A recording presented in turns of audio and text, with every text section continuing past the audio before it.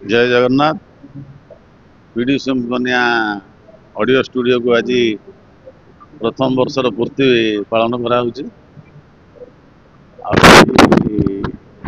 PD सिम्फोनिया हवा फल बहुत जनसंपर्क बढ़ी, बहुत कलाकार माने संपर्क बढ़ी। आउ कि बणमल्ली थे जो मानकर बासना नाला ताकू आणिकी जो माने मंचरे अच्छा परिचालन करुँच से प्रस्फुटित करके बासनाटा को चारिदिक पहुँचाई माने उदाहरण स्वरूप आम कि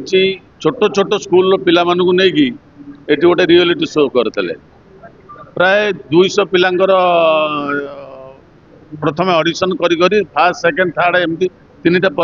चार्टा पर्यायर करते किसी कलाकार बाहरिक प्रोफेशन गलानी माने माने जदि प्रोफेशन जाए स्कूल छा जाना कि रेगुलर गीत बोलिया को बर्तमान आरंभ कला आउ कि माने जो माने पेशादार कलाकार नुह एम हूँ शौकीन कलाकार गोटे प्लाटफर्म पाऊन तेणु गोटे प्लाटफर्म जोगे दिखाई से बहुत थर गोटे डॉक्टर स्पेशल होता है ओनली डॉक्टर्स थे आउ थे गोटे पुलिस स्पेशल होता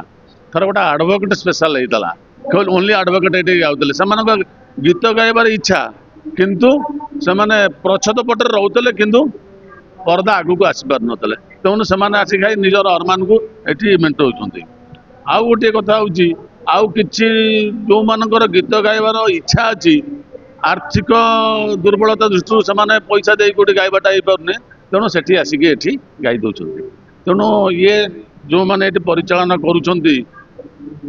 समस्त उद्यम ये आज सफल हो 1 वर्ष पूर्ति पालन करने जाऊँ प्रत्येक जिनसर जे न झुंटी से चलवा शिखिनी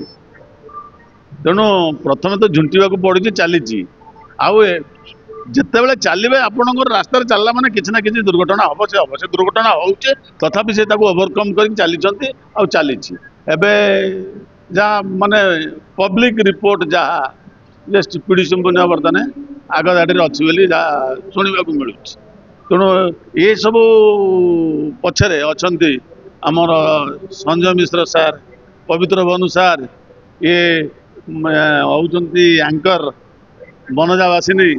आउ एम समस्त उद्यम सब आणिकी जो मान पाखे खबर पहुँचाऊँ ये अच्छी आपको सुजोग मिलूनी आम सुजोग देवु ये दौर खाली तो सुजोग दिखाऊनी चा पा जलखिया देकी कर उद्देश्य हूँ किसी कलाकार को जो मैंने कड़ हो रोच फुटी पार ना